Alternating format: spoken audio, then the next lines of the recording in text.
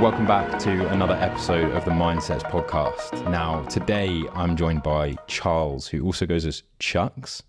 I'm sure we will explain that, don't worry.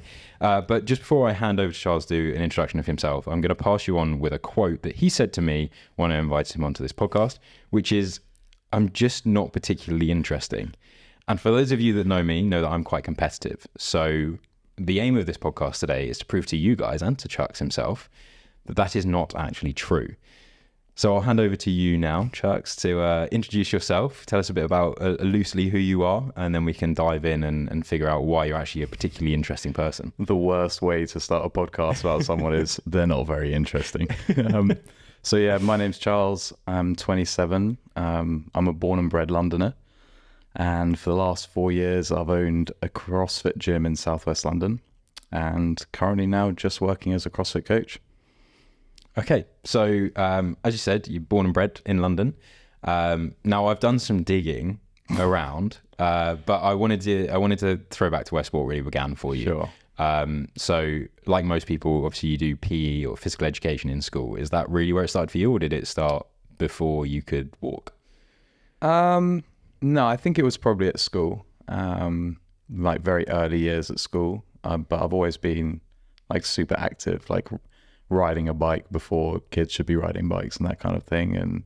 But yeah, I think at school where you start to get pushed into doing more structured sport, that was kind of where it really began for me. Is your family active? Have you got brothers and sisters that are active? I have an older sister.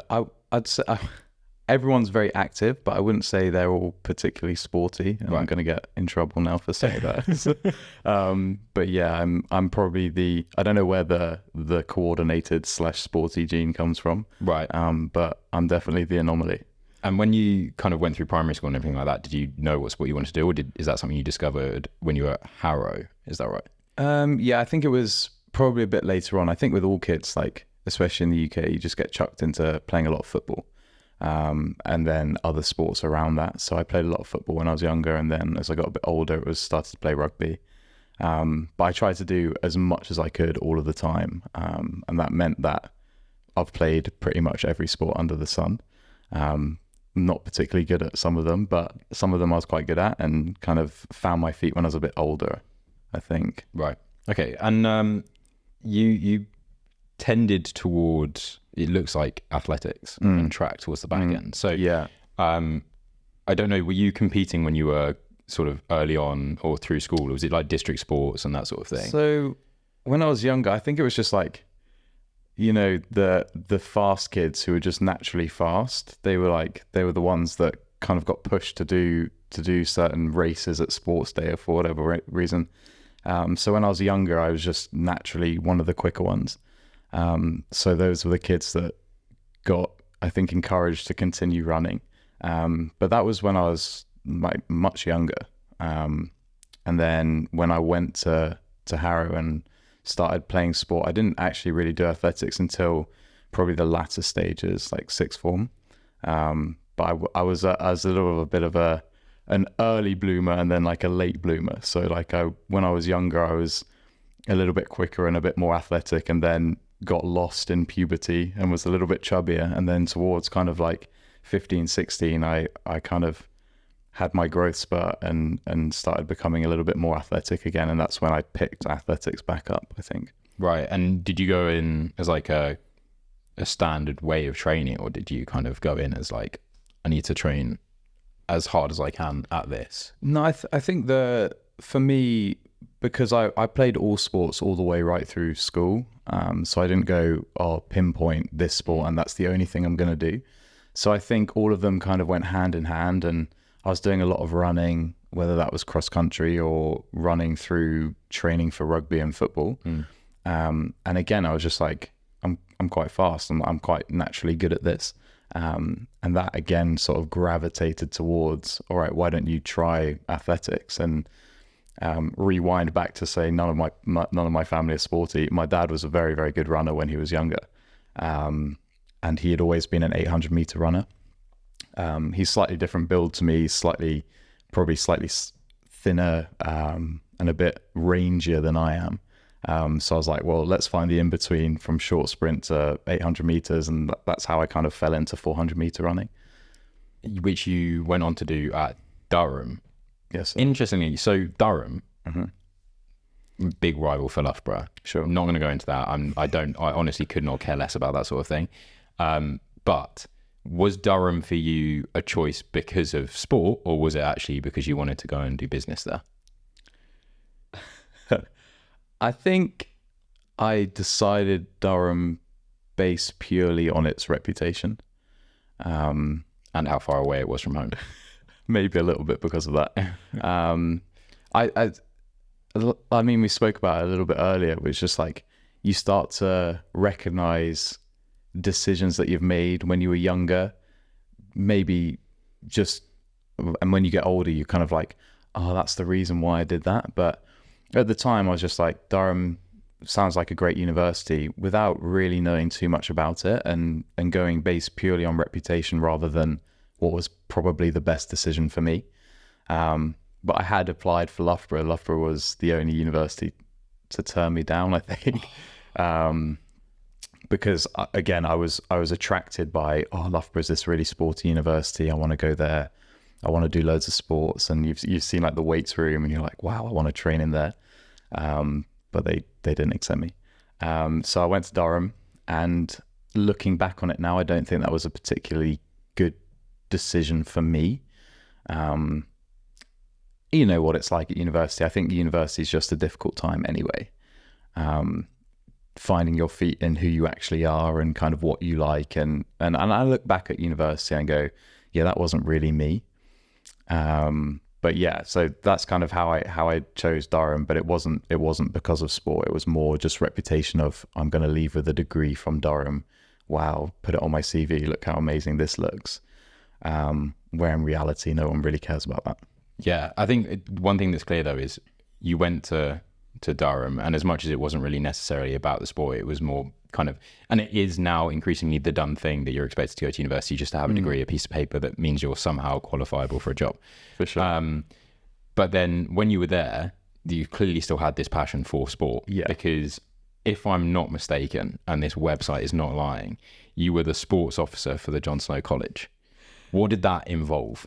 I'm actually shocked at how much you can find out about me on It's scary. It is scary. The internet. Yes, I think the collegiate system at Durham, very similar to like Oxford and Cambridge, that was really good for me, because coming out of boarding school, where you were in houses essentially, a bit like Hogwarts, you were in houses. The college was essentially just an upscale of that. And when you were in a house at school, you had access to playing all of the sports on a house team. So if you weren't necessarily very good at a sport that allowed you to play on the school team, you could still play it in some competitive nature in the house. And that was the same thing when you go to university and at college. It's so much more competitive. So if you weren't good enough to play rugby in one of the top university teams, you could still play it a little bit in a college team.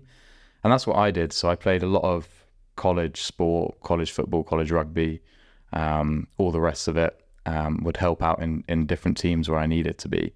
But yeah, so as part of that, you had a college sports officer. And I was essentially just in charge of coordinating what goes on within terms of the budget for what gets designated for different sports, and kind of sporting fixtures throughout the year. And we had a rival college that you'd organize, rival matches against and that kind of thing. To be honest with you, thinking about it now, I don't think I did any of that. I just wanted a t-shirt which said sports officer on it. Get that knock. Yeah, so actually the job entailed nothing. But again, I can see things now where, like, if you did any of that, it could have sort of been part of where you have now got to long term. So working through that then, obviously you spend some time at Durham. I have had a look as well at some of the times that you had in your competing, but I'm not really going to go into those, because I mean, it was clear to me that your 400 meter time that is on the website is probably the most standout of the other distances that you did. Which, by the way, if I'm not mistaken, was around 54 seconds, wasn't it? Oh, that's inaccurate. Yeah, it was quicker than that. Oh, it was quicker than that, because I was already going to say that's already quick, right? Yeah. But 400 meters for me when I was doing it in school, and again, I'm not a sprinter, was the worst distance, because it's like, I can pretty much hold out a sprint for 200 meters. I think this is pretty consistent across the board for anyone that does this distance, but like, it is the distance where it is still very much a sprint, but there is still the element of pacing and not burning out 50 meters from the finish line. What is it about that distance to you that made it most manageable, or at least the sort of one you wanted to do? I think it was actually the opposite that attracted me to it. And it was exactly that point where it's like, what is the hardest distance to run that is going to be good for me? Because like, and I have this debate with lots of people, especially runners. It's like, what is the hardest distance between kind of like longer sprints up towards middle distance? And arguably it's like closer to 1500 meters, which is, I mean, they're all brutal in their own right. 800 meters also arguably harder than 400 because it's 2 laps rather than 1 lap. But you get that extra element of, okay, I do really need to pace this. But for me, 400 meters was the one where you go, that's just absolutely smash yourself for 400 meters and then you're done. And everyone who was talking about training for 400 meters or everything you read about 400 meters was, that's the hardest discipline. Like if you can do 400 meters, you're like an animal basically. And that's what attracted me to it. And I think a lot of the things that I undertake, or the sports that I do, undertake, I'm like, I want it to be really difficult, because that way no one else is going to want to do it. But kind of like, I was fast, but I wasn't good at longer distance. So I needed to find that but I wasn't fast enough to run short sprints like 100, 200. And then getting towards 800, 1500, I just wasn't an endurance biased athlete enough to be good at those. So I was like, I found what's good for me.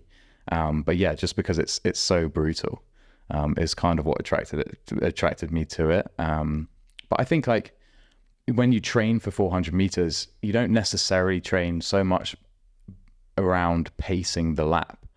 Obviously there's nuances to where you push, where you don't push, but it's literally just run 400 meters as fast as you can. The fitter you are, the stronger you are, the better you're going to be at that sport. And that's kind of like the only thing that's harder than 400 flat is 400 hurdles, which is just like not fun at all. Like anyone who does that is kind of a psycho, I think. One thing that always stood out to me as well when I was doing the 400 meters is I could do, again, the other distances, 100, 200, again, wouldn't be doing them quick because that wasn't me. 800, 1500 has started to be a bit more of like my sort of pace. Again, I'm not breaking any school records or anything like that, but if of all of the distances, that's where I would tend toward. The issue I had with 400 is the amount of lactic acid. I just could not flush it out as quickly as it was coming in. Yeah. And so I was wondering, in terms of your training for that, is that something that you kind of get used to and you know when it's going to happen, you know what it's going to feel like, so it gets easier, or is it something that you can train away? I think you're always going to do sessions where you're looking at your training block and you've kind of earmarked the ones where you go, okay, that one's going to be terrible. Throughout the winter, you're doing a lot of longer efforts to build your base endurance, where it's not necessarily as aggressive with lactic. It's hard because you're doing longer efforts and you're doing more volume. But as you get closer and closer to the start of the season, that's where you start to ramp up the intensity and the efforts become shorter and you're doing things based off less rest. And that's where it's like you see the coach in the morning walking over with his piece of paper of what you're doing that day. And he's kind of like grinning as he's telling you because he knows, you know. And it's just that I think it's because it's not a team sport. You always run by yourself. You forget that there's this like really nice camaraderie that you build within a team. So everyone you trained with in the sprints group, you were there 4 or 5 times a week doing exactly the same thing with these people. And it's difficult. And you start to form really good relationships with those people because you're going through that adversity together. And that was something that I really liked about it. Obviously, you get that with all team sports, but there's something for me that was just a little bit different about you've got all of these people who are coming to just smash themselves week in, week out. And you just do it like blindly because the coach has told you to do it. And I work very well under structure and with a process. And if I go, well, if I do all of these sessions and I'm really consistent with them, I'm going to get better. So for me, I wouldn't say I'm naturally particularly talented at any sport. I just need that validation of just do this and you'll get better. And that's essentially what CrossFit is. It's like, can you do this consistently, because you will improve. So I have also looked back through some other sources. This one was provided by yourself, but you started a bit of a blog. Yeah. And you were talking about your transition away from track to CrossFit. What was the sort of trigger for that? To be honest with you, it was mainly because a friend of mine at the time was doing it. And I at the time, I was also like, wow, I'm really fit. Like, I do all of this sport. I train quite frequently in the gym, and my perception of fitness was just how fast you could run in a circle. And because I was faster than most people, I was like, yeah, I'm really fit, without really considering that there's other elements to fitness. So it was more of a challenge to be like, okay, well, if you're so fit, why don't you come and do this? But the wheels had already been in motion because I'd seen a little bit about CrossFit on the internet at the time, probably like 2015, 2016. So for me, it was relatively early in kind of the creation of CrossFit. CrossFit started way earlier in like the early 2000s. Didn't gain major popularity until like 2009 probably, and then started to snowball. But for me, I only really picked up on it 2015, when I was at university, because I was obsessed with being the fittest version of myself. And I was like, okay, what are other people doing to test themselves to see how fit they are? And you read online, it's like the fittest man is an Ironman triathlete. And you're like, well, yeah, obviously super fit, but it's just aerobic fitness, isn't it? Whereas like you go and ask that triathlete to go and back squat 100 kg, maybe they'll be able to do it, but more likely than not, they're probably going to get squashed. Or you go, okay, running wise, you look at someone like Mo Farah, super fast, amazing runner, but can he lift this weight? Can he do that? Can he do this? So you want to try and find the blend of all of those different things. And that's what CrossFit was for me. And you go online and it says, oh, this is the sport of fitness. And in my head, I'm like, oh, I'm super fit. I go to the gym and I can run in this circle really fast. I'm going to be good at this. And that kind of got me interested in it, to the point where then I knew of a friend who did CrossFit. And then we started talking about it. And then I was like, okay, I'm just going to go and try it and prove to everyone how fit I am. And inevitably you go and you're the worst in the class. And you're like, what happened? At what point did I kind of not connect the dots? And then from that point on, I was like, same as 400 meters. I was like, well, if I do all of these sessions and I do all of these things, I'm going to get better at it. And that kind of hooked me. And then from that point on, you know, the rest is history. So, well, I mean, the rest is history, but podcast done. Yeah, that's it. Cheers, guys. So you then came back down to London, though, and by this point, you've got your degree in business. Mm-hmm. Where did you go after uni? Did you have a panic like myself, or was it clear that you knew what you wanted to get into? This is the kind of the grey area moment. Even actually the back end of school, going to university, my one dream was to join the military. I was like, that is the only thing I'm going to do. I'm going to join the military. And I think I'd always been interested in the military from a very young age, having no family in the military, basically. So I don't know where that came from, where that intrigue came from. But from maybe 15, 16, I was like, this is what I'm going to do. So going to university was almost like for me, maybe in my head, it was a bit of a waste of time. I was like, well, why do I need to get this degree if I'm just going to join the military? And I'm very grateful now for having gone to university to have that degree. And then obviously things didn't go quite as planned and didn't happen the way I thought they were going to be. So after university, it was always like, I'm just going to join the military.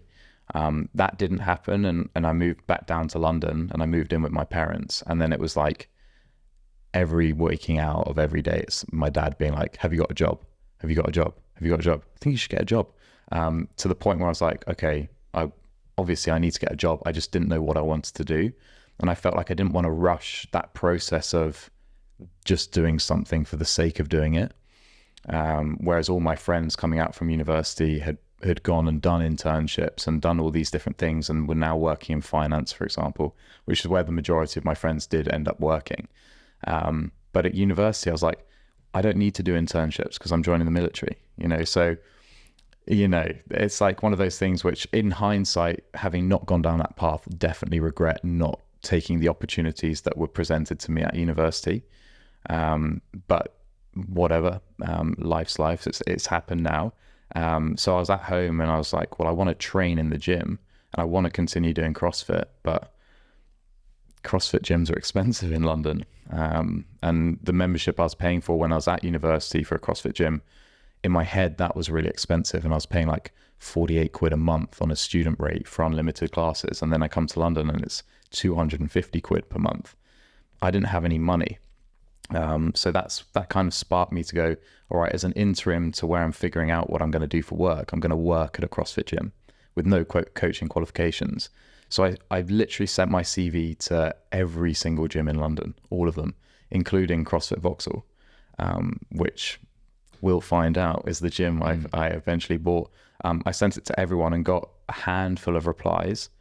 And I remember all of the gyms that replied to me. And the people who replied to me probably still own those gyms as well.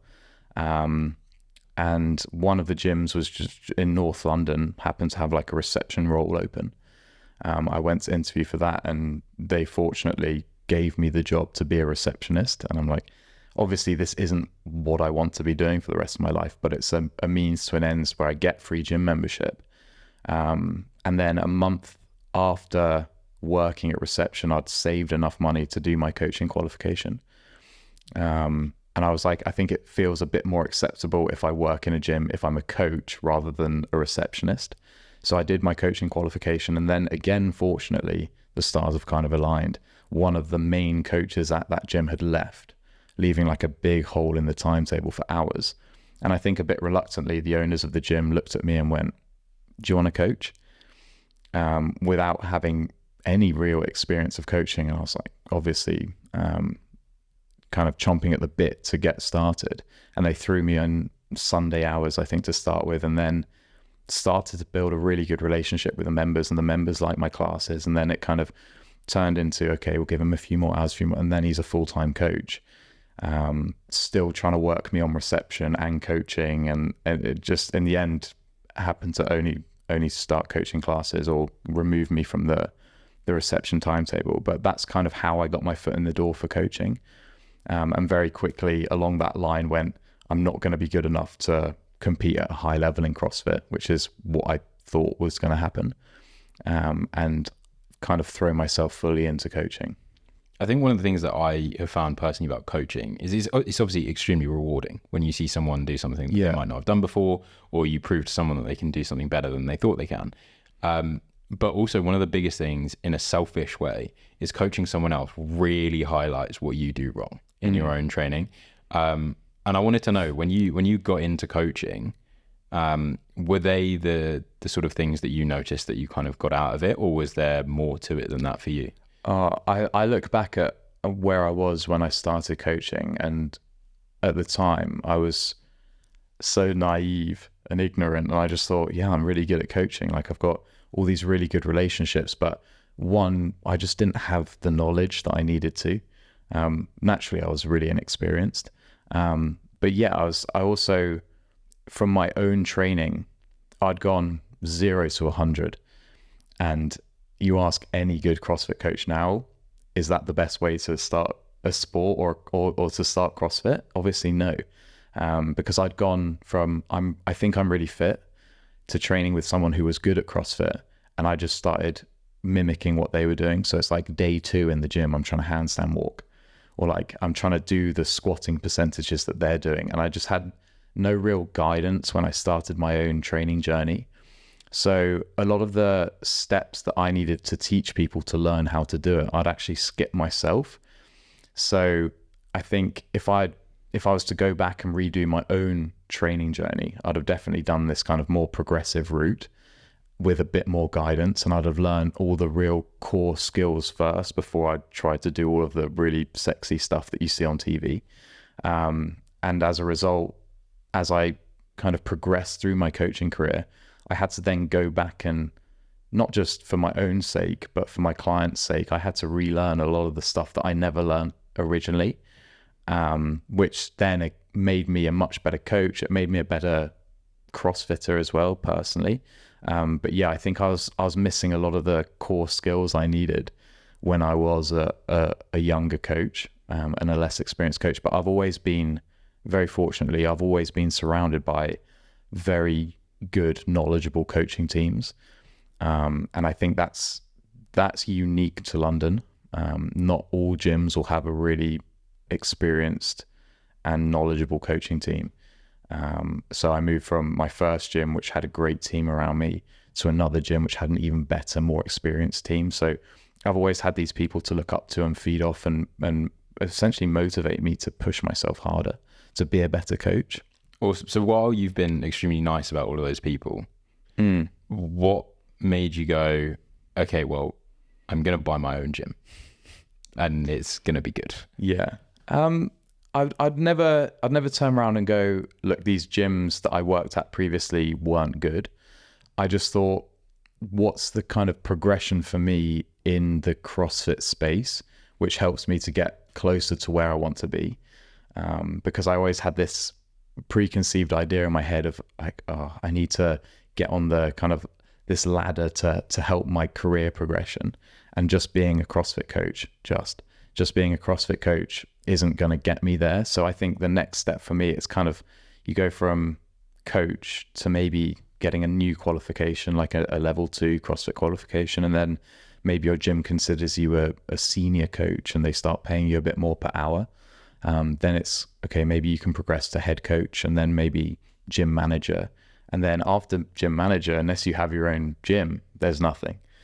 So for me, I went from CrossFit coach to gym owner real quick.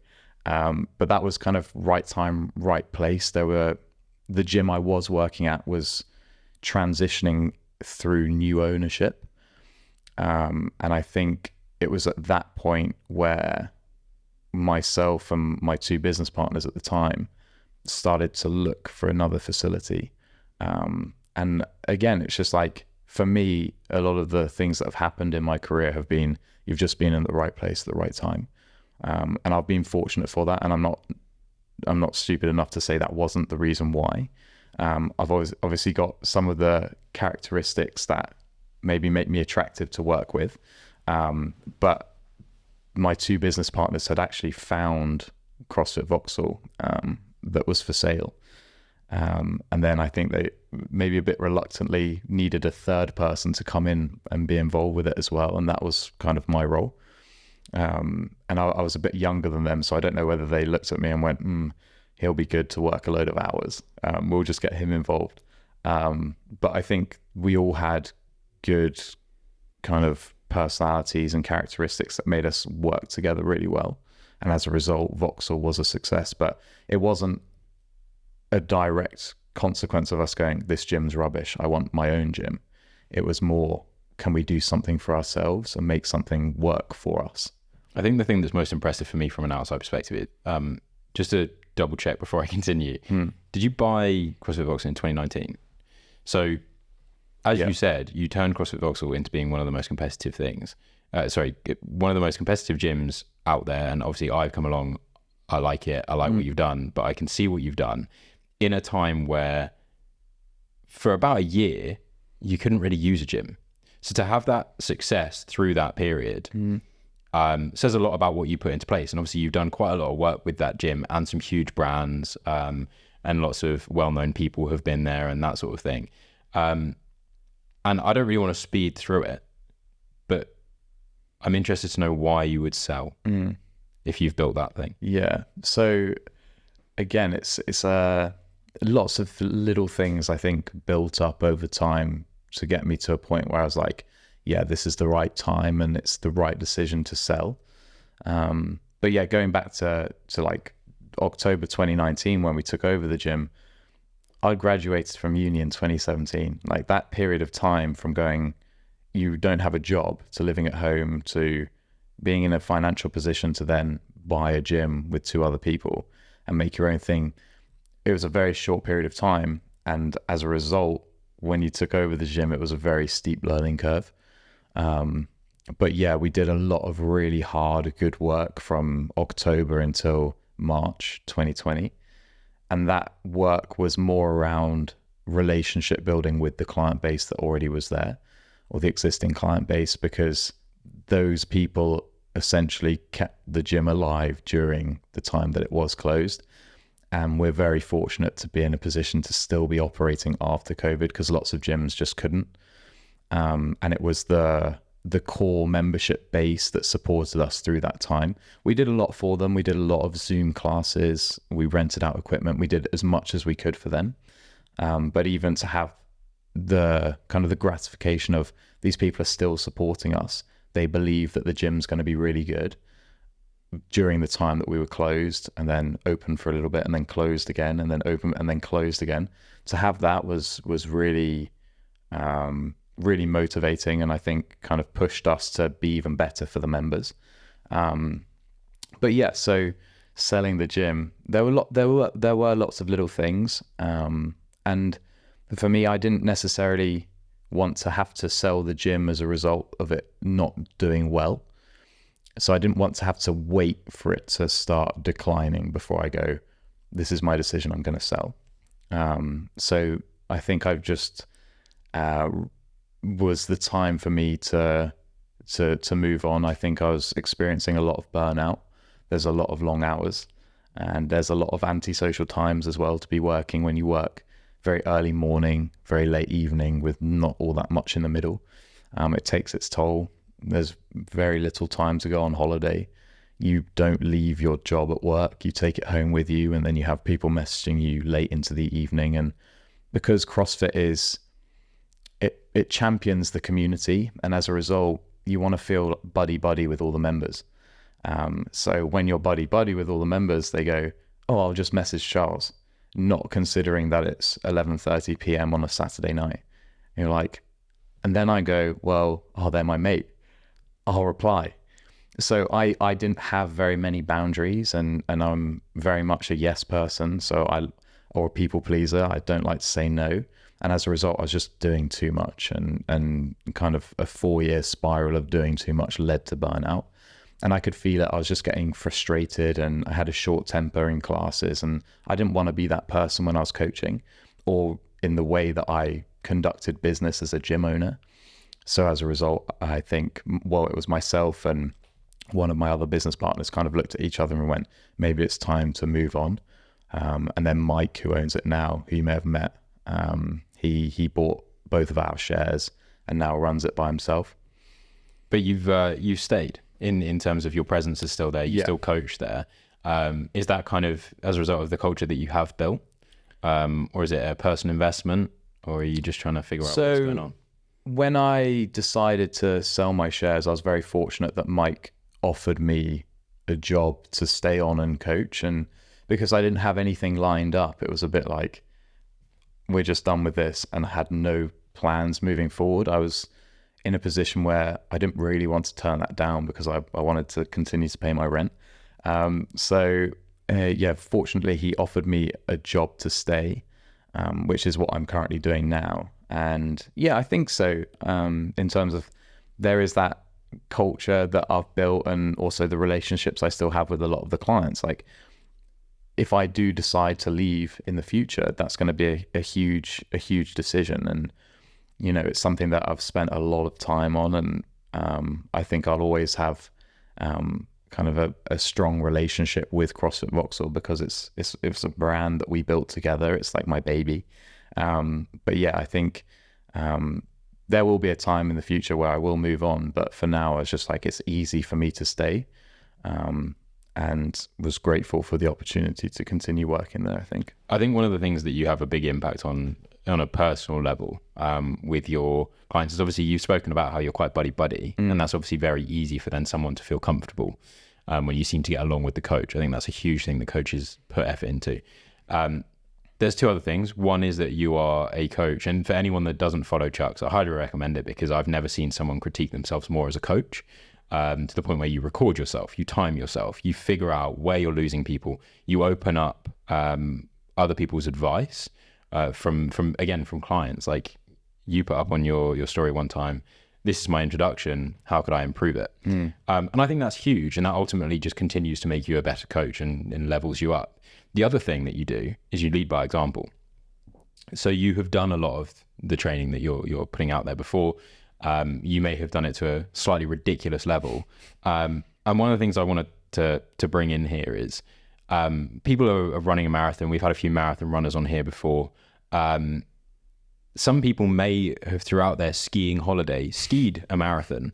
However, a ski-erg is a Concept 2 cardio piece of equipment, which is just a bit rogue to think about doing a marathon on. And you've done 2 of them. Yeah. Why? Just why? Yeah, I mean, I've never really questioned it before now. I think it's because, well, firstly, I gravitated towards the ski-erg because I was struggling with a knee injury, which meant that it put all of the other cardio machines out of play for me. Like, I couldn't row and I couldn't bike. So I spent a lot of time on the ski-erg. And then because I was spending a lot of time on it, I got quite good at it. And then it was kind of this snowball of, okay, well, what's the next thing I can challenge myself to do? Because I'd love to be out there running marathons and challenging myself in other sorts of ways and doing lots of other different types of fitness, but I'm just restricted at the moment because of an injury. And that's how I fell upon the idea of doing a ski-erg marathon. And then also, I think just from an ego perspective, no one else was doing it. So I was like, oh, it's quite novel. It is really rogue to have done a ski-erg marathon. How many other people do you know who've done a ski-erg? Not many. I'm sure there's lots of people who are very capable of doing a ski-erg marathon, and probably a lot of people capable of doing a quicker time than me on a ski-erg. However, no one wants to do it because it's a bit, I don't know what the right word is, but it's a difficult thing to do. Similar to 400 meter training. I was like, what can be difficult that not many people are going to want to do? And that's how I fell into it. And then the first time I did it, I was so close to breaking 3 hours that I wasn't satisfied, because I never went into it being like, oh, once I've done this, I'll definitely do another one. It was kind of a one or done. And then I finished and I was like, well, I probably could have gone a little bit quicker. So then the following concept season, or the current season, I did another one, and I was determined to break 3 hours, and I'd done a little bit more specific training for it, and had people help me feed as well throughout, which was a big killer for the original one, having to stop to eat and drink. Whereas this one, I had someone feeding me my Camelback and giving me gels and stuff like that. So that really helped. And then we broke 3 hours, and I think now, I don't want to say never, but I think that's probably the last time I do it. It was pretty rough. Well, you compared, like, obviously not a lot of people are doing it as a reason to do it. The difference being 400 meters, as we've discussed, you were doing in well under a minute, whereas this is 3 hours. So the other thing that's worth considering is if you run a marathon, usually you would typically do that outside, not on a treadmill, because you might, it's more stimulating. Yeah, just a little bit.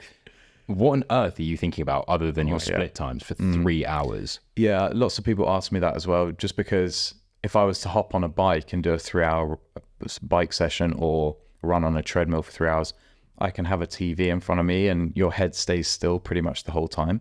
Obviously, when you ski-erg, you're down and up and down and up the whole time. You can't look at anything. So I toyed around with having something on the TV, but it was pointless because I'd see it for a split second and then I was looking at my feet and then I'd see it for a split second. So a lot of the time for me was just, I like numbers when I train. I like the data. It's all about that kind of progressive, how can I get better kind of approach. So I knew I had a split to hit per 500 meters for me to finish under 3 hours. And I'd say for probably 30 kilometers, I was just staring at the split being like, I can't let that move because otherwise I'm not going to make the time. And also when you set the monitor up, the bottom line on the monitor is your predicted finish. So you can see when you're going to finish. So if you speed up, you're like, oh, I'm going closer to 250, or you slow down, you're like, oh God, I'm riding the line of 3 hours. So it is a real mental game. And that's something that I've really got interested in over the last probably 2 years to 18 months is how much your mind plays a role in your performance. And really good book, Endure by Alex Hutchinson. I don't know if you read that, but I highly recommend it to anyone who's interested in performance and the role of the mind. But after reading that, I was obsessed with trying different things to see if I could get better based off not just my physical ability, but my mental performance. And it was just like, yeah, it's more for me a mental battle than it is a physical battle, because anyone can hold that split time for that amount of time, as long as you can dial in and just go, yeah, just do it and grit your teeth. The last 7 kilometers were pretty tragic for me. But I had a few people in the gym who, a good friend of mine skied the last probably 5K with me. And that really helped, because he was basically just replicating my stroke rate, which kind of gave me something to chase. But yeah, I was really struggling for the last 7K. But yeah, I was just literally staring at the monitor, and you don't need me to tell you that is just a mental thing rather than a. I think that's what happens when you get to a performance. certain level of fitness, though, is obviously there's a lot of things that come into it. It's muscular endurance, it's your cardiovascular system being up to scratch and having like a good VO2 max, if you want to get technical with it. But there comes a point where you have got all of the right tools, and then the last thing is really the mind to bring you over that. And you mentioned in the reason of kind of discovering the ski-erg was your knee injury. You are still competing. I mean, you've done the open workouts for CrossFit this year, and you are through as a quarterfinalist. But you are still battling a little bit with your knee, and I kind of want to know how you're training these days with all of that considered. Yeah, I think the battling through it is not something to be commended. That's just, I think, recklessness and boredom of rehab, or the lack of rehab that I have been doing. But yeah, so the open, I did those workouts more just to show face, because it's such a big community thing in the gym, and you don't want to be the coach who's not doing it. But I think my training is, and I said this to someone actually the other day, since taking over the gym at the back end of 2019, I think people look at you and go, oh, gym owner, you must train all the time. I haven't trained less consistently or less frequently than since having opened the gym. And I think that's a multitude of factors, mainly because the gym is now your office. No one wants to have fun at the office. So that kind of took a big toll on it. And you're going to the gym because it's work, rather than the gym that was always the place you were going to because you loved it and you really enjoyed it. So that had a big toll on me, and I really started to struggle with differentiating between the two. And as a result, I went through really inconsistent phases of training. And as a result, I actually got into road cycling as a way of just releasing and getting away from the gym, because I could go on a 3-hour ride and not be at the gym and not be on my phone. And that was really good. And then I hurt my knee, and then I couldn't bike. So then I was stuck back in the gym. So a lot of the time I'm doing longer aerobic efforts on the ski-erg, or I'm doing threshold work on the ski-erg, something like that. And then just working around the inability to knee flexion at the moment, which is the beauty of CrossFit. It's very adaptable, very scalable. You can come to me with any injury and we can work around it and find something to do which is going to be helpful for you. Not that you want to live like that forever. You want to fix your injuries, but it's very adaptable. So what is the injury? So it's actually, the cause is chronic inflammation. So just, you think about what you do in CrossFit, so much repetition, especially knee flexion. You think about how frequently you squat and lunge and run and jump and skip and whatever. You get a lot of impacts and flexion through the knee. And as a result, it was just getting really inflamed. And I think that was probably because I had poor mechanic in the hip. So something was compensating for that. And then just over time, my knee was like, you've got to give me a break. And the inflammation was causing fluid buildup. So it's called a Baker cyst, where the fluid in the knee has caused a cyst. I just can't shift it. So I think a lot of it needs rest. How much rest, I don't know. It could be a couple of weeks. It could be a couple of months. And it's just, I do need to now commit maybe this is my moment of commitment. I need to commit to actually resting and doing the rehab. But from someone who's so active, making that decision to go, I'm just going to stop everything, is really difficult. So I don't think I've actually spoken about this on this podcast yet. I had a thing happen to me about 6 months ago, and I can completely get that. It is almost fear, because I rely heavily on activity and mental health, and that to sort of balance my mental health, and that's obviously one of the main points of this podcast. But so this is actually one of the funniest stories that you'll hear about first day at work. So I go into this office. I'd been traveling, and I came into this office. I knew most of the people there, so I'm being introduced to those that didn't know who I was, and I got particularly warm. I had been in Asia in like a vest and shorts for 6 months or something like that. I'm now in a London office on the warmest day of the year in a full suit, and I'm not coping well. The aircon system is not coping well. There's quite a lot of people in this conference room. And so I'm slowly removing my jacket. I'm putting things down on the floor, but I'm sweating. I didn't feel ill or anything like that, but I did not manage the situation very well. Next thing I know, I've passed out on my first day. This is like an hour and a half into the day. I've passed out on the floor. We've spoken to the emergency services, everything like that. They send me home. I had all of these checks done. Ultimately, everything was ruled out. And it was terrifying for me, because I obviously thought, I overheated. But then everyone's saying to me, when you hit the floor, it looked like you were kind of tremoring, which is all of a sudden it's like, oh my gosh, are there other things going on that I don't know about? Is it epilepsy? The problem is that the healthcare services couldn't rule that out, which meant that I had to undergo a severe amount of checks. And I was not allowed to do anything strenuous for a month, which meant that I had just come back from traveling. I was so excited to get back into a gym routine and everything like that.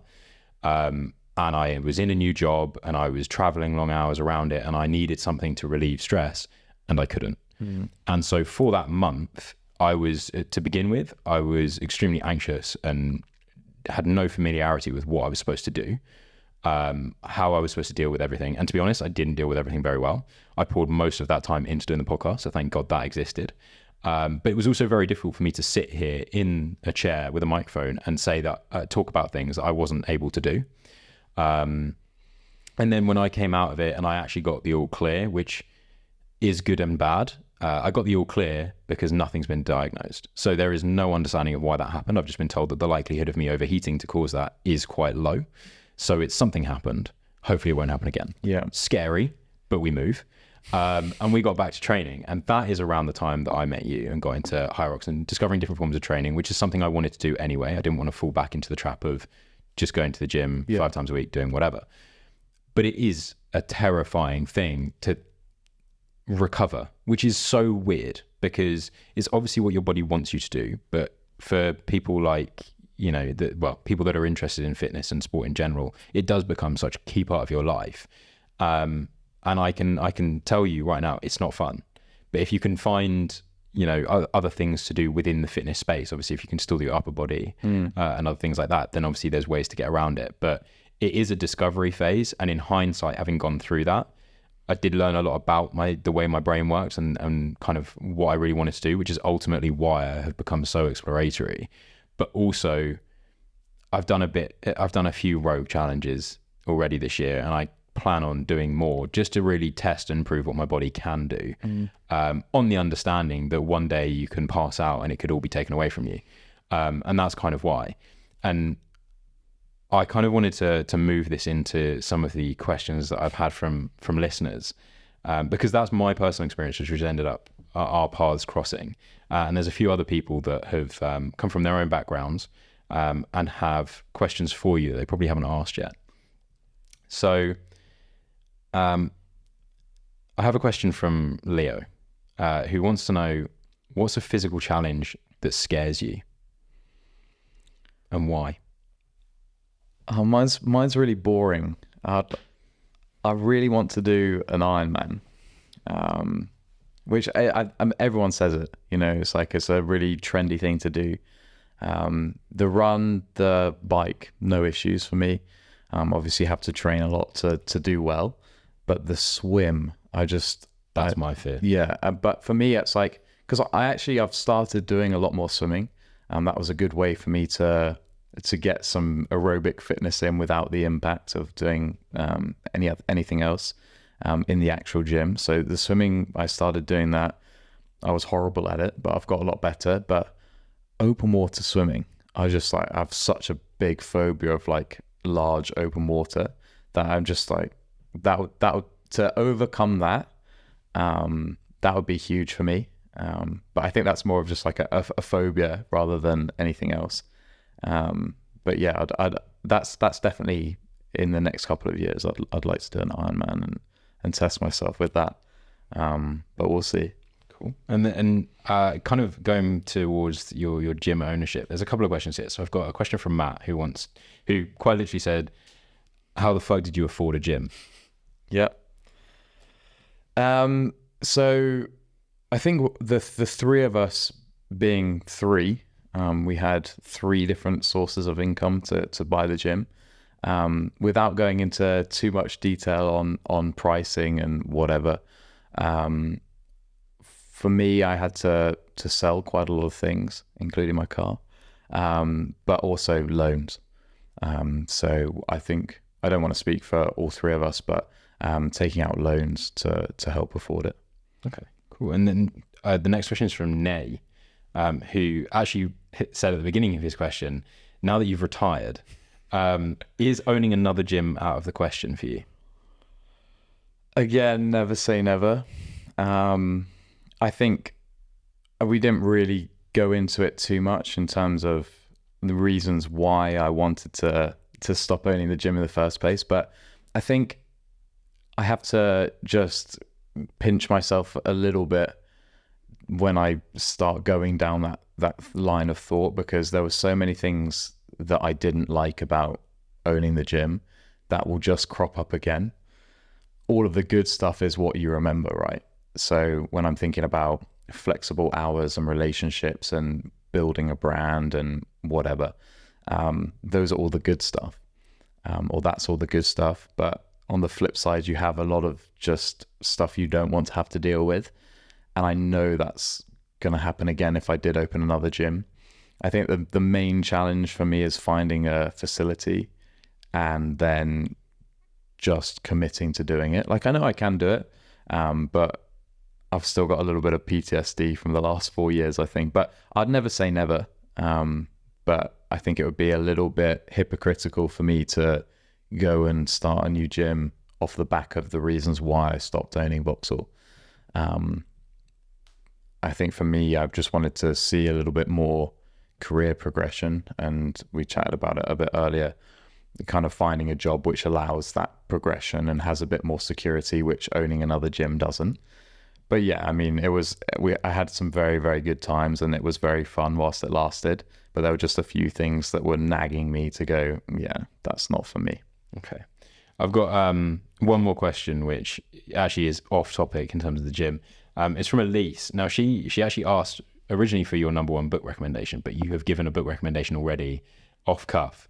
So fortunately, she actually asked another question, which I can remember, which was, how did you name the cat?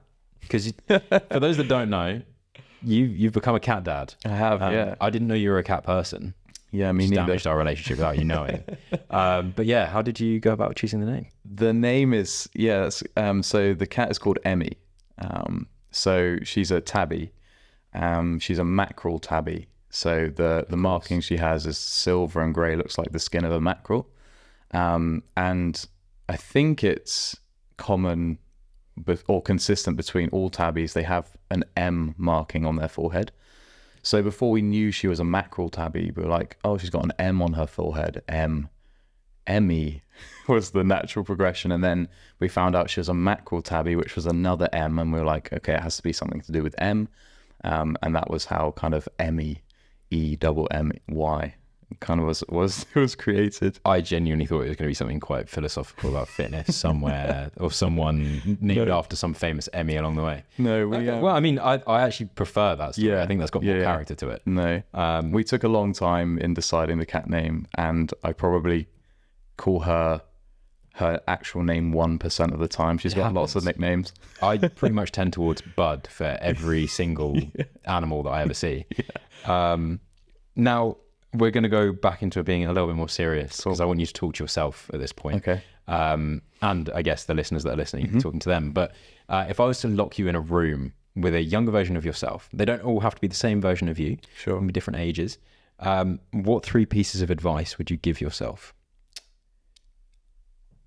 I think the first piece of advice, which I'm only saying now because it's kind of the path that I've managed to follow myself, is that you don't have to conform. I think especially at school and then throughout university, but mainly at school, it was very much, this is the path you need to take. And I think everyone goes through something really, really similar, where it's like, okay, I need to do this, and then I need to go to university, and then after university, I need to get in a job, and then I just need to climb the ladder until I get to the earning potential that I want, right? And that's just not the way it works. So for me, it's just like, don't worry about conforming, because my path has been very, very different to all of my friends. And I meet up with mates from school now. No one's owning their own business. Everyone's working for someone else.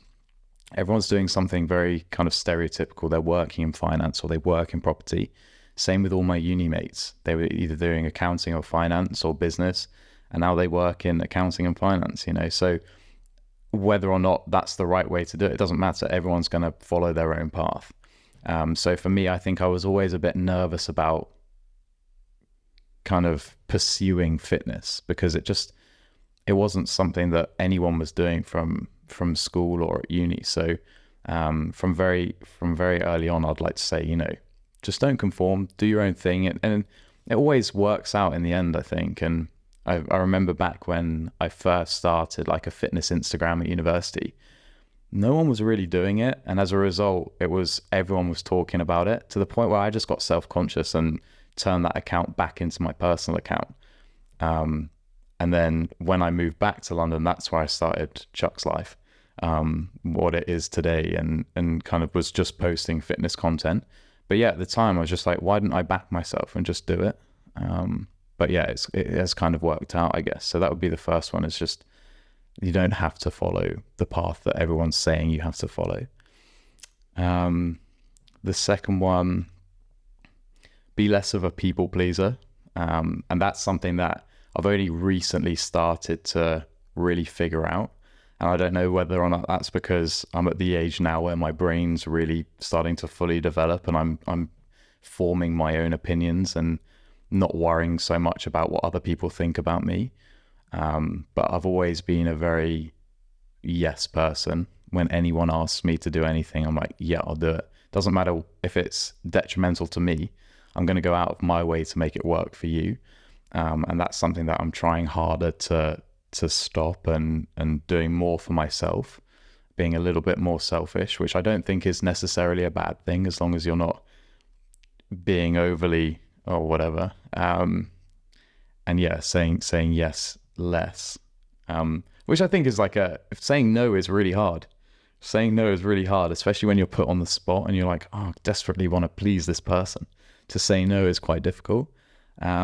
Then the third piece of advice, stretch more.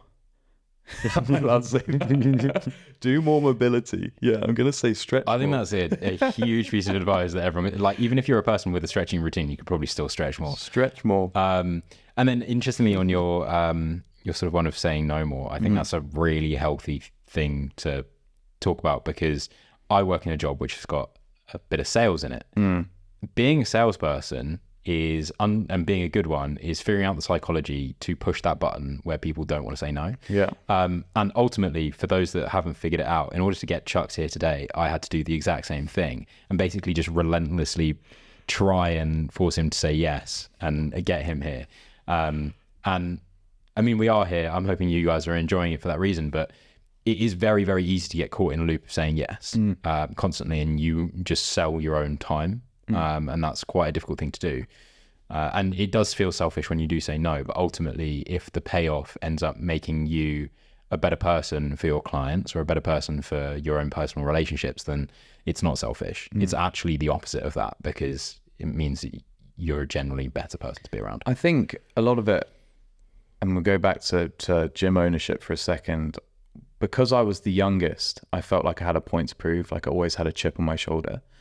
I was a little bit less accomplished from the other two, and as a result, I really wanted to prove myself, and that just correlated for me in I'm going to work more hours, and that's just I've fallen into that pattern and that trap, and now not so much recently because the team's grown much bigger, but at the start we were a team of 3, and then we grew to a team of 4, to then obviously start to kind of to grow and grow and grow. But even with a team of 5 and 6 people, when you have someone away and someone ill, you need classes covered. And I'm just the first person to say yes. No one is even offered yet. I'm like, I'll do them. And then you look at your timetable and you're like, well, if I wake up at 4:20 to get to my 6 a.m. class, and then I work, and then blah, blah, blah, blah, and then I'm home at 9:30, you've done like a 17-hour day. And then you get to bed and it's 11 p.m. You've been up for 17 hours. And then you're like, well, my alarm's at 4:20 again. You're like, that's just not sustainable. Why have I done that? And like, yes, you're getting paid for the extra hours that you're doing, but it's not worth my time to do that many hours. And I'd rather just someone else take the money than me do it. And that's where I got to at the end of my kind of ownership, where I was just like, it's not worth it anymore for me to continue to do this. It's just like really burning me out. But I think you have to learn that about yourself. And Yes. I think this is one of the things that you also discussed in understanding your own mental performance and physical performance. Like sometimes you have to push the limits to figure out where the line is for you personally, and then you can fine tune to how you operate. Yeah, and I think also it's like understanding the worth you have it within the team. You know, I wasn't just there because I could fill hours. Like I had much more to give than that, but somewhere within me I was like, no, that is all I'm good for. I can't offer anything else, so that's my role. I'm going to fill it. Whereas in reality there was so much more behind what I was offering to the team and whatever, and it definitely took a little bit of maturity and a little bit more self-belief to understand that. But yeah, it's all a figuring out process. Okay. Now, the kind of last topical question, or external question, I should say, is from the previous guest, which was Leo. And he wanted to ask you, if you keep doing everything you're doing now for the next 5 years, where are you? And are you happy with where you are? I think this is a double-sided coin, isn't it? Because I obviously get a lot of fulfillment from what I'm doing currently. And if I was still coaching in 5 years' time, was it 5 years or 10 years? 5 years. If I was still coaching in 5 years, I'm still doing the things that I love. And I think coaching is so undervalued as a career. And a lot of the time I think you go, I'm a CrossFit coach, and people just assume, PT and pure gym.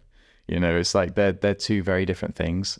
Not wanting to assume that pure gym PT is bad or anything. There's probably lots of very good ones, but there's so much more value I think you add as a CrossFit coach, and being able to give people kind of respite from their everyday lives within the gym through fitness, and also helping them improve and reach goals and understand their potential. I think that's really, really huge and rewarding and fulfilling as a job. So from that kind of perspective, I don't think I would be dissatisfied, but I feel like I want a little bit more than that, and I think I'm capable of getting a bit more from that, and would love to again have my own brand or something that I've created within that time frame that I'm really proud of. But then again, I just am at a point in my life, at a bit of a crossroads, where I just don't know what the future is going to hold. So I think I would be probably slightly dissatisfied if I was still in the position that I was now. But I feel like I've not really answered the question properly. I haven't gone one way or the other, but yeah, I'd be slightly dissatisfied, I think. Okay. What question would you like to ask for the next guest? Not having a clue who they are, by the way. I'm gonna have to take my time, I think. Okay. Okay. Well, yeah, I've got a question that I can fill in between. Sure. This goes back to the first thing that I said about you at the beginning of the podcast, which was, I'm just not particularly interesting when you came onto this podcast, which I wanted to prove wrong, and I think based on the topics that we've gone through today, I hope everyone listening agrees I've proved wrong. But I wanted to know, generally speaking, not just in that sense, but with a lot of things, you somewhat downplay yourself. Now, I want to know, is that a thing that you do just because you're very modest, or is it actually what you think of yourself to push yourself to another level? The thing that always jumped out at me when you even originally asked me to go on the podcast, I was like, God, imposter syndrome. Like, there's no way that, and also just looking at the roster of people you've had on the podcast before, and I listen to the podcast and I watch the clips on Instagram and I go, yeah, that's really interesting. Like, this guy has lots to say, or this girl has so much going for them. They're saying loads of good stuff. And I'm just like, I don't feel like I have that. Well, okay, let's rewind a little bit. A lot of the people who you have on the podcast have done something, whether it's recently or across their lives, where you're like, wow, that's really cool. It's typically like a challenge or something like that, or they've run marathons, or they're just like someone you aspire to be like. Whereas for me, like, honestly, I think it comes back to that. I've always got like a little bit of a chip on my shoulder, and I don't know why that is, but I'm not doing it for like a facade of, oh yeah, I'm really modest. Like, this has been my life. Like, I graduated from uni with nothing other than a freaking piece of paper with a degree on it, not having a job, not having any options for jobs, moving back in with my parents, living with my parents for ages whilst I just coached. I was making like 17 quid an hour, to then becoming a little bit more successful, to a point where I then bought a gym. Like, that's just been my life. Like, that hasn't been anything really crazy or like, oh wow, I really want to listen to a podcast about this guy, so I get where you're coming from, because from an interesting perspective of most of the people that I have on, and most of the people that I have met who have achieved one or two things in particular that I find quite impressive, or they're well known for, it's just this understanding that at the end of the day, they're human beings. And so everybody that I speak to on a daily basis as well has achieved certain things in their life that if you ask them about, they kind of shrug off, because they've done it and they don't see themselves as particularly impressive. Sure. But that literally goes to the top. There are some people in life that are come across extremely cocky, but if you sat down and had a one-to-one conversation with them about what they've achieved, they probably wouldn't see it as that crazy. Yeah. And I think that's just who we are in human nature. And so when we see someone else's achievement, we fall into that trap of comparison of like, I haven't done that. But then if you sat down and they turned around and they went, but how did you do that? Yeah. You'd be like, what do you mean? Yeah. That's not impressive. You did that. And yeah. You'd be like, what do you mean? That's not impressive. And so we do fall into this. And this is one of the reasons that with this podcast, I would always love to have so many different stories and so many different backgrounds, because I think people lose track of what they have achieved. And it's always quite a positive thing to push on that and almost self-reflect sometimes. Yeah, it is always perception, isn't it? Big time. Now, for those that have listened to Chuck's today and have got a bit of an insight into the way his brain works, I can attest to, having been coached by you, that you meet coaches that know what they're talking about, and then you meet coaches that really know what they're talking about.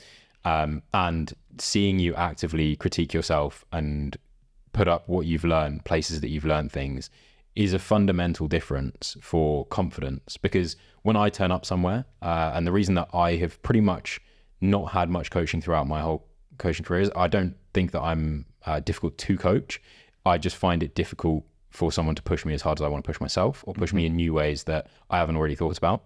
And immediately I remember turning up to this high rock session with you, and this was a workout I'd never done before. And it was a framework that enabled me to push myself as much as possible. And I thought, this is fun. And then a few weeks later, I turned up to a session where, and I'm calling you out on it, there are some targets that were deliberately almost unattainable, in a way that it was like all the engine lights, everything was on when I was trying to hit these targets. And now it was a case of, okay, manage the level and hold the intensity as long as you can. Yeah. And hold on. And that's something that I had never trained with before. And I think that's one of the extremely valuable things. So for those people that are interested in finding some more about themselves through their coach and trusting their coach, where can they find you? So, well, currently, CrossFit Vauxhall, which is in Vauxhall, southwest London. I'm there all hours of all days, most of the time. So if you want to get involved with whether that's trying CrossFit or getting involved with High Rocks like you've done, go either through the CrossFit Vauxhall website, CrossFit Vauxhall Instagram, or come straight to my Instagram at Chuck's Life. But yeah, that's pretty much the best place to start. And I'd say even if you're not going to come through me, whether it's not accessible to you in terms of location, then get yourself a coach if you're going to start doing some type of functional fitness, whether that's an in-person coach, an online coach, just someone who guides you through kind of the teething phases of fitness and training, because that's something that I overlooked, and I thought that I was better than at the time.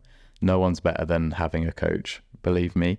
Like I still have a coach now, and I'm sure all of the top athletes in the world have coaches, don't they? So no one's better than having a coach, but trying to find a coach that you can relate to and who understands you and who pushes you is the tricky bit. So don't settle for mediocrity. And if you feel like you're not getting the service that you want from the coach that you're paying for, then you need to find someone different, I think. Cool. Now, in terms of where you can find the podcast, well done, you did it. But generally speaking, in terms of social media, all of the handles are at mindsets_podcast. That goes the same for YouTube. We're even on LinkedIn now, which is quite funny. So feel free to go over, share any of the content. It's massively appreciated. Drop Chucks a follow if you're not already. Likewise, drop myself a follow if you're already there. Now, before we wrap up, there's two quick things. One, I need the question for the next guest. Have you got anything that can be as silly or as deep as you like? I have nothing profound, but I have a question. Go for it. What would you choose between cheesecake or donuts? Oh, that's a great question. Okay, so find out next week in the next episode of the podcast to find out which is better, cheesecake or donuts. They're going to be dairy-free or something, aren't they? Oh, of course. I could deliberately plan that. But then one last question I've got before we do sign off. The nickname Chucks, where does that come from? Do you know what? So it's from school. When you arrive as a first year at school, you were kind of given a boy from the top year to look after you, your mentor. And I think they just all looked at me and went, Charles, that's way too posh. We're going to have to sort that out. And then they just came up with Chuck. And I hated Chuck and that was what I was called for the 5 years of my life at school. And then I was just like, well, everyone's calling me that. That's my life now. This is my name. So as soon as I got out of school, I was like, I'll rebrand back to Charles. Went to university. Very early on in university, one of my school friends came to visit me and started calling me Chuck again. I was like, oh, here we go. So then all my uni friends caught onto it. I was like, okay. So you've got two types of people now. You've got people from school who just knew me as Chuck. Then you've got, between kind of school and university, there were a few friends who called me Chuck. But then after university, I was like, no, we'll rebrand again. I'm back to Charles. So then everyone started calling me Charles, and now it's a very few select people who call me Chuck, and that's typically school friends or people I knew from uni, until High Rocks really kicked off, and then everyone just started referring to me as my Instagram handle, and then it's had a resurgence, and I really like I like Chucks. I like that a lot, actually. So I think that's where we're going down. But yeah, it all happened from, he knows who he is as well. But yeah, it happened from my mentor at school, from day one at school, really.